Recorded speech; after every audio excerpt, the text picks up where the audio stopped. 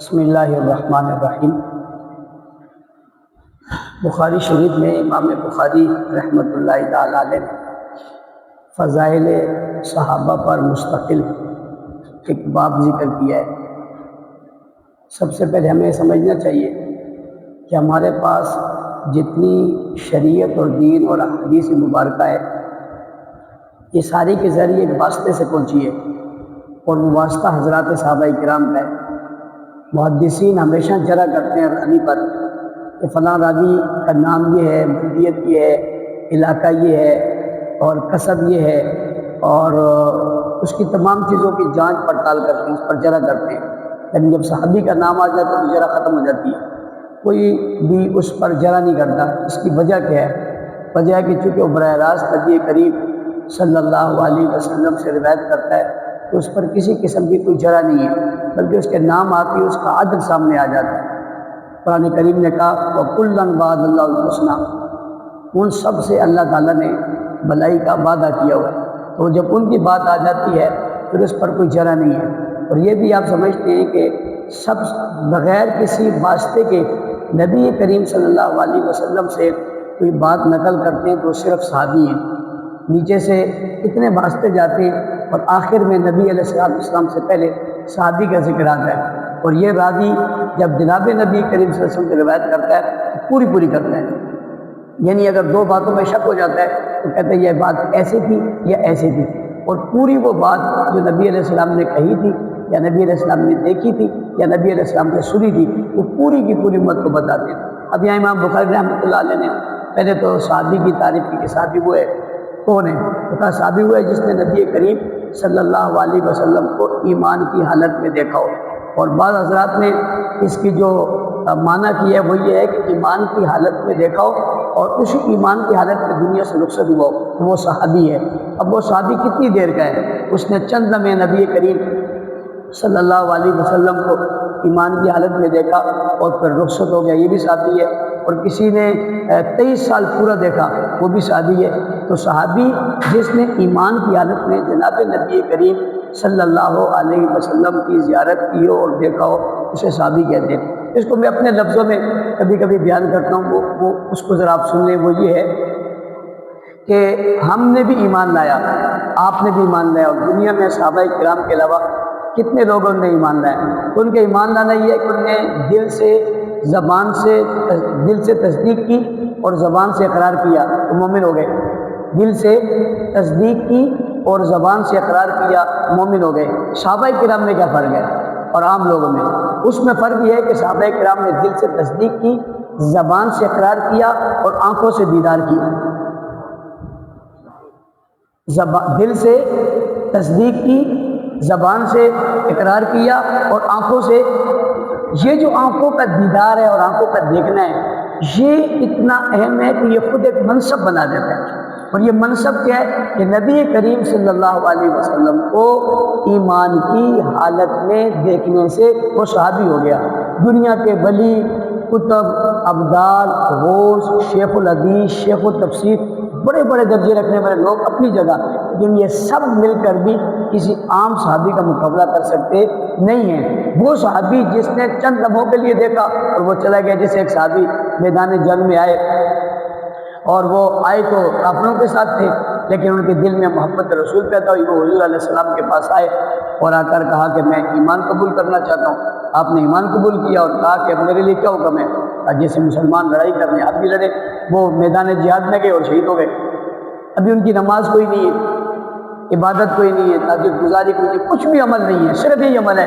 تو حضور علیہ السلام کو دیکھا، ایمان لائے، ایمان لانے کے بعد پلٹ کر میدان میں گئے اور شہید ہو گئے۔ اب ساری دنیا کے کتب، ابدال، غوث، شبیدار، زندہ دار، عبادتیں کرنے والے سارے لوگ جمع ہو جائے اس ایک صحابی کا مقابلہ نہیں کر سکتے۔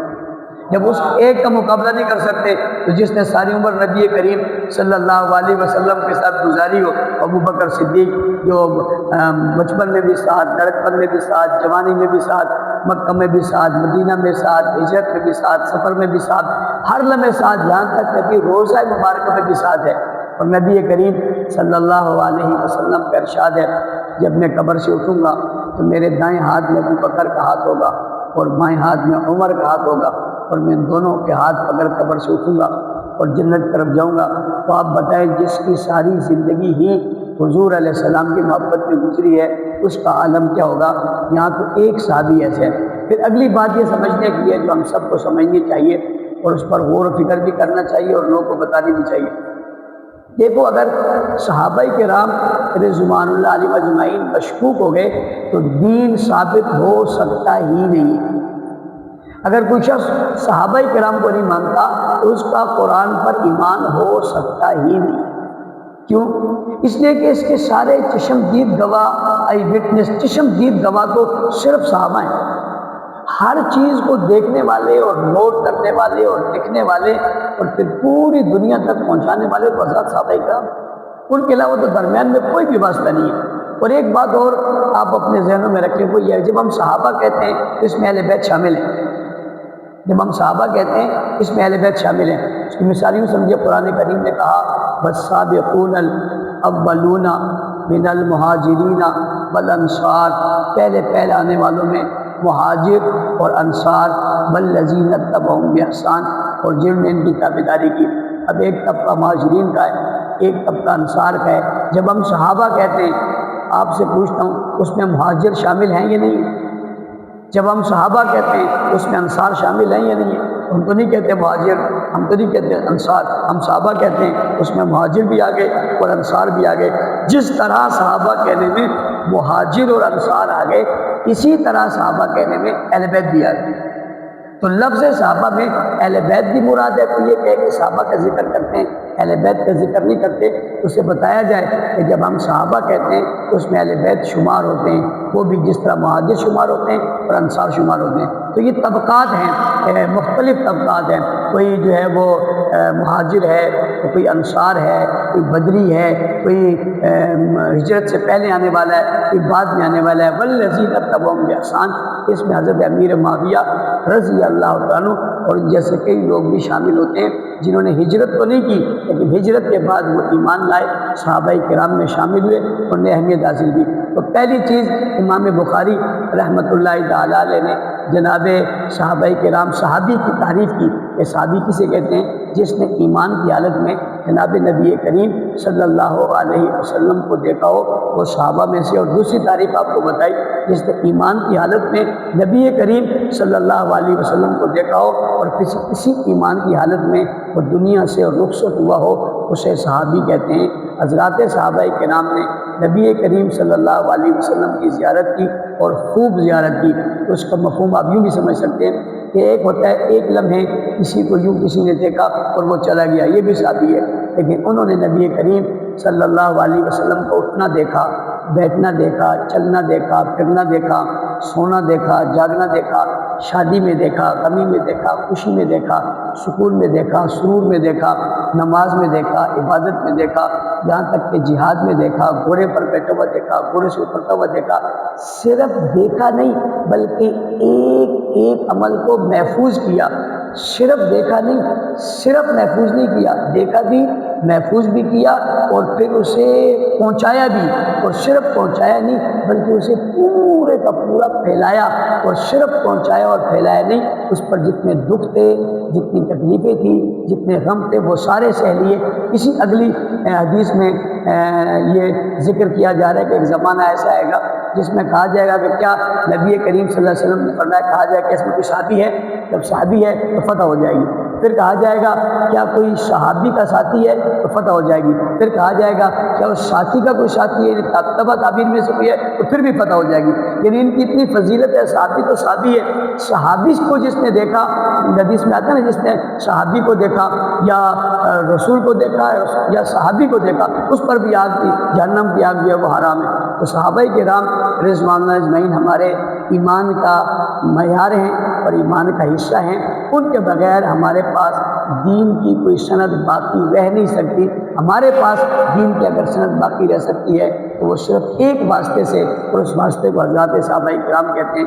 آپ بخاری شریف پڑھیں، آپ مسلم شریف پڑھیں، آپ ترمذی شریف پڑھیں، آپ نسائی شریف پڑھیں، ابن ماجہ پڑھیں یا ابو داؤد کو پڑھیں، جس بھی کتاب کو پڑھیں، آپ کو راوی جو ہے کو صحابی نظر آئے گا، اس کے بعد اس کو روایت کرنے والے ہوں گے، اور پوری بات دین مستقیم کی جنہوں نے صحیح طریقے سے پہنچائی وہ صحابہ کرام ہی تھے، جس کی وجہ سے آج دین محفوظ ہے اور ہم محفوظ ہیں اور ہمارا کلمہ محفوظ ہے اور ہماری عبادات محفوظ ہیں۔ آپ پڑھ رہے ہیں، اللہ تعالیٰ آپ کے پڑھنے کو قبول فرمائے اور اللہ تعالیٰ آپ سے دین کی خدمت لے لے، اور آپ نے یہ عزم کر لینا ہے کہ جب آپ یہاں سے دیکھیں ہمیں جو فضیلتیں ملی ہیں اس کی وجہ تو صحابہ کرام ہی ہیں، کہ ہم آج بخاری شریف پڑھ رہے ہیں تو بخاری شریف جو ہمارے سامنے جمع کی صورت میں موجود ہے، ہم کتنے آرام سے دیکھو پنکھے کے نیچے بیٹھ کر بخاری شریف پڑھ رہے ہیں، لیکن جنہوں نے بخاری شریف کی احادیث ہم تک پہنچائی ہیں انہوں نے تو پنکھے کے نیچے بیٹھ کے نہیں پہنچائی، انہوں نے تو بہت مشکلات اور تکلیفوں سے پہنچائی ہے۔ اس کی مثال ایسے ہی ہے، یہ پنکھا چل رہا ہے نا، اس کے اوپر اگر آپ ہاتھ رکھو گے تو اس کی مشین گرم ہے، پانی کی موٹر چل رہی ہے نا، آپ کو پانی دے رہی ہے، موٹر کے پیچھے ہاتھ رکھو گے تو وہ گرم ہے۔ انجن چل رہا ہے نا گاڑی کا اور اے سی لگا ہوا ہے، لیکن آپ انجن پر جا کر ہاتھ رکھو گے تو انجن گرم ہے۔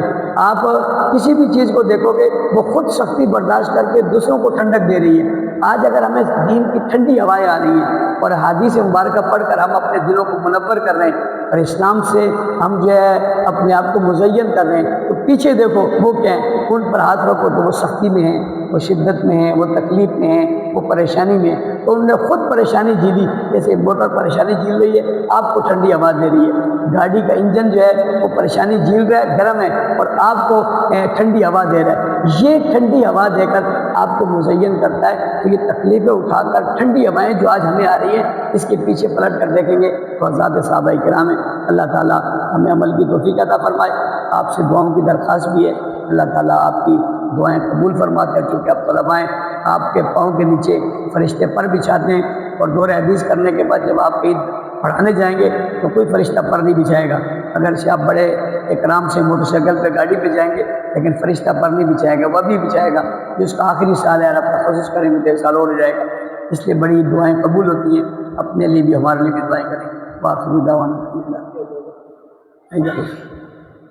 میں نے حضرت شیخ الحدیث سلیم اللہ خان صاحب رحمۃ اللہ تعالیٰ علیہ سے یہ حدیث پڑھی ہے بخاری شریف، اور انہوں نے حضرت حسین احمد مدنی رحمۃ اللہ علیہ سے پڑھی ہے، یعنی ایک واسطے سے ہم حضرت مدنی رحمۃ اللہ تعالیٰ علیہ کے شاگردوں ہیں، تو آپ کو میری طرف سے حدیث کی اجازت۔ حامد الحمد للہ رب العالمین، والعاقبۃ للمتقین والصلاۃ والسلام علی رسول محمد النبی کو اجمعین۔ یا اللہ رسمت قبول فرما، برکات عطا فرما، اس جامعہ کو تمام جامعہ سے ترقی نصیب فرما، یا اللہ ان کی مشکلات کو دور فرما، آسانیاں مرحمت فرما، رحم کرم اور فضل فرما، اللہ ہم سب کی دعاؤں کو مقبول فرما، دینی خدمات کو قبول فرما، تو کمی کوتاہی سے معاف فرما، اللہ اپنے فضل سے اپنے کرم سے ہم سے دین کی خدمت کو خوب سے خوب کر لے یا اللہ جب تک ہم زندہ رہیں شہادت کی زندگی نصیب فرما، جب دنیا سے جائیں شہادت کی موت نصیب فرما، آمین برحمتک یا